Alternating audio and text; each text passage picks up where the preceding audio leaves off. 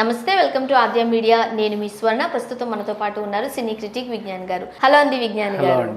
ఈ మధ్య కాలంలో సీనియర్ హీరోయిన్స్, సీనియర్ హీరోలు, పెద్ద ఆర్టిస్టులు, చిన్న ఆర్టిస్టులు అనేది తేడా ఏమీ లేకుండా ఓటీటీ వైపు అందరూ మొగ్గు చూపుతున్నారు. సో రీసెంట్గా రకుల్ ప్రీత్ సింగ్ కూడా ఒక ఓటీటీ మూవీ చేశారు. అది కూడా హారర్ మూవీ, తన ఫస్ట్ హారర్ మూవీ అనుకోవచ్చు, రైట్? భూ అంటూ, రైట్? దాని రివ్యూ ఏంటి? ఫస్ట్ దీని రివ్యూ చెప్పుకునే ముందు కొన్ని చెప్పుకోవాలి. కొన్ని హిడెన్ జెమ్స్, మంచి సినిమాలు ఎందుకు ఓటీటీకి వస్తాయో సీరియస్లీ తెలియదు, అసలు అర్థం కాని పరిస్థితి.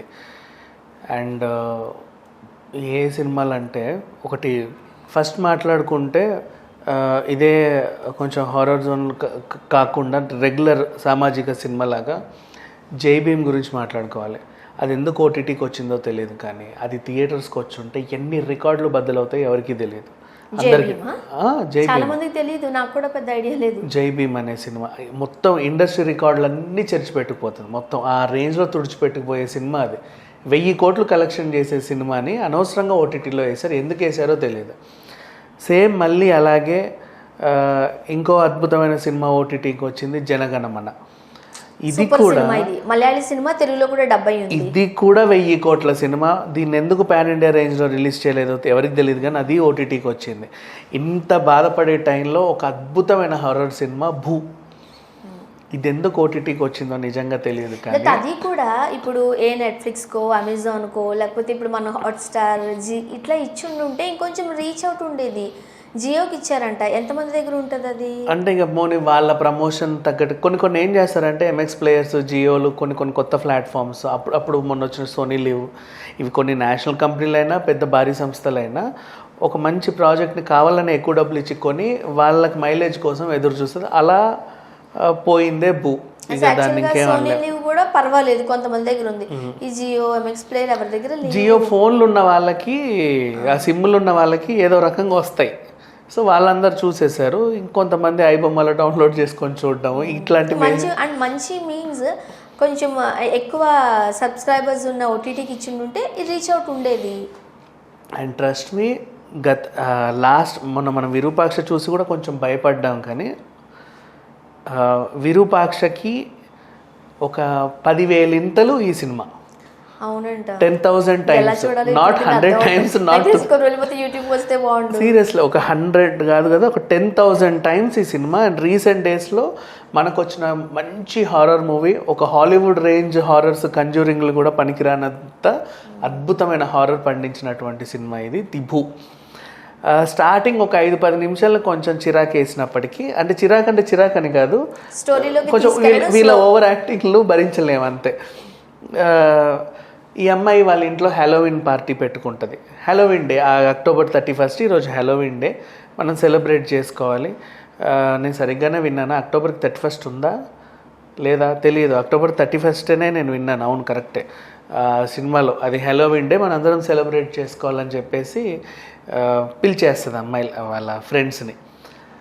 ఈమె కాకుండా ముగ్గురు ఫ్రెండ్స్లుగా మన కమెడియన్ అమ్మాయి తెలిసిందే, అండ్ ఇంకో 2 ఫ్రెండ్స్, వీళ్ళు కలిసి ఫ్లాట్కి రావడం. ఈమె అంతకుముందే మొత్తం వీళ్ళంతా దయ్యాలుగా అరేంజ్ చేయడం. ఆ రోజు వీళ్ళు భయపడాలి, ఆ భయాన్ని అనుభవించాలి, అదే వీళ్ళ ఓవరాల్. ముగ్గురు అమ్మాయిలు వచ్చేసారు.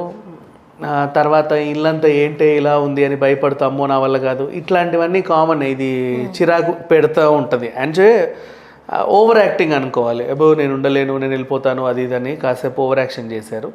కథలోకి స్టార్ట్ అవుతుంది. ఎప్పుడు కరెంట్ పోయిన తర్వాత మనం ఇది ఎక్స్పెక్ట్ చేసేది. రెగ్యులర్గా ఒక ఇంటికి వచ్చారు, అందరు భయపడుతున్నారు, కరెంట్ పోతుంది, క్యాండిల్ లైట్లు వెలిగించుకుంటారు, కూర్చుంటారు. కరెంట్ రోడ్కి ఫోన్ చేస్తేనేమో ఇవాళ కాదు రేపు వస్తుంది కరెంటు, జనరేటర్లో డీజిల్ లేదు, అది లేదు, ఇది లేదు. ఇకపోతే వీళ్ళు ఫస్ట్ ఏం చేస్తారంటే హారర్ మూవీ చూద్దాం అనుకుంటారు. ఈవిల్ డెడ్, కంజూరింగ్ అలాంటి 2-3 సినిమాలు చూస్తారు, భయపడతానే ఉంటారు. అప్పుడు కరెంటు పోతుంది కాబట్టి ఇప్పుడు ఎలా భయపడాలి? ఏదైనా హారర్ బుక్ చదవాలి. వీళ్ళ ఫ్రెండ్ని అడిగి, ప్రపంచంలోనే 4 కాపీస్ ఉంటాయి అనమాట, అంత అద్భుతమైన హారర్ బుక్ అది. ఒకటి తెచ్చి ఓపెన్ చేసి ఒక్కొక్క కథ చదువుతూ ఉంటారు. వీళ్ళు కథలోకి వెళ్ళగానే అక్కడ కథ మొదలవుతూ ఉంటుంది. అదే ఫస్ట్ హికప్స్ అని ఒక కథ. వెకిల్ వీడేంటి కథ చెప్తున్నాడు అనుకో మాకు, ఎందుకంటే ఇది ఆల్రెడీ ఓటీటీలోనే ఉంది, ఎవరైనా చూడొచ్చు. But I don't reveal the twist, నేను బేసిక్ స్టోరీ చెప్తాను. హికప్స్ని మన నివేత పేతురాజ్ చాలా బాగా చేసింది. ఈ అమ్మాయి టులెట్ కోసం ఇల్లు ఎత్తుక్కుంటూ వెళ్ళే క్రమంలో, అంటే like anthology Lana? Not anthology, ఒక రకమైన ఆంథాలజీ అయినప్పటికీ మళ్ళీ అవన్నీ రిలేటెడ్గానే ఉంటాయి. సో చూస్తే ఈమె ఒక ఇల్లు ఎత్తుక్కోవడానికి వెళ్తుంది, ఆ బ్రోకర్ హ్యాండ్ ఇస్తాడు, ఈమె లగేజ్తో పాటు వచ్చేసానని చెప్తుంది. అనుకోకుండా ఒక ఇల్లు దొరుకుతుంది 10,000కి, ఇల్లు చాలా బాగుంటుంది. అందులో ఈమె పడే ఒక వేదన అనేది ఉంటుంది. దీంట్లో వెక్కిల్ అనేది చాలా హైలైట్, అది అద్భుతంగా తీశారు. ఇప్పటివరకు ఈ కాన్సెప్ట్ ఎక్కడ రాలేదు, అది చాలా అద్భుతంగా ఉంటుంది. నెక్స్ట్ అది అయిన తర్వాత ఆ కథ అయిపోతుంది. ఆ కథ అయిన తర్వాత ఇంకొక కథలోకి వెళ్తారు. ఇంకో కథలోకి వెళ్ళినప్పుడు అంటే వీళ్ళు కూడా ఇక్కడ కొంచెం ట్రాజడీలు అవుతూ ఉంటాయి. అంటే బుక్ కథ అయిపోయినప్పటికీ కూడా వీళ్ళ ఇంట్లో వెక్కిళ్ళు వినిపిస్తూ ఉంటాయి. ఆ చదివిన పాపానికి ఏ రూమ్లో ఎక్కడి నుంచి వెక్కిళ్ళు వస్తున్నాయో తెలియదు, భయపడతా ఉంటే మీకు ఎక్కిలాగా ఆగిపోవాలి అంటే రెండో కథలోకి వెళ్ళండి అని ఉంటుంది బుక్లో. రెండో కథలో ఆ ఎక్కిళ్ళు ఆగిపోతాయి, అమ్మయ్య అనిపిస్తుంది. అంటే వాళ్ళు చదివింది వాళ్ళు ఎక్స్పీరియన్స్ చేస్తూ ఉంటారు ఈ ఇంట్లో. అండ్ రెండో కథలో కూడా ఒక మంచి డ్రామా పెట్టాడు, అది కూడా అద్భుతంగా ఉంటుంది. మంజిమా మోహన్, ఈ అమ్మాయి ఇంకా అమ్మాయితో ఇంట్లో ఉంటుంది. అనుకోకుండా బాయ్ ఫ్రెండ్ హాయ్ ఏదో చెప్తూ ఉంటుంది, వాడు ఒప్పుకోడు ముందు ఈమెని లవ్, లాస్ట్కి మేబీ చూద్దాంలే, లాస్ట్కి చూద్దాం అంటాడు. చాలా హ్యాపీగా డ్యాన్స్లు వేస్తూ ఉంటాడు. అనుకోకుండా ఈమెకి ఒక మొబైల్లో ఇచ్చిన వీడియో వస్తుంది. ఏంటిది అని అడిగితే మమ్మల్ని కాపాడండి మేము ఇక్కడెక్కడ ఉన్నాము అంటే తన బాయ్ ఫ్రెండ్కి వీడియో పంపించి సేవ్ హర్ అంటుంది. ఈ రూమ్లో ఎవరున్నారు నీతో పాటు, నేను ఒక్కదాన్నే ఉన్నాను అంటుంది. మరి నువ్వు నాకు ఏ వీడియో పంపావో చూసుకో అంటే ఆ వీడియో ఈమె ఇప్పటిదాకా చేసిన యాక్టివిటీస్ అన్న వీడియోలో ఉంటాయి. సో అట్లా చూసరికి ఈమెకు ఒక భయం, సెన్సేషన్, అసలు అక్కడ ఎవరున్నారు, ఏం చేశారు, ఈమెకి తర్వాత పరిణామం, ఇలాంటి ఎక్స్పీరియన్స్ ఏంటనేది నెక్స్ట్ కథ. తర్వాత ఇది చూసానేమో వీళ్ళకి కూడా ఈ టైప్ ఆఫ్ సిచ్యువేషన్ ఎదురవుతూ ఉంటే వెంటనే నెక్స్ట్ కథకి వెళ్ళిపోతారు.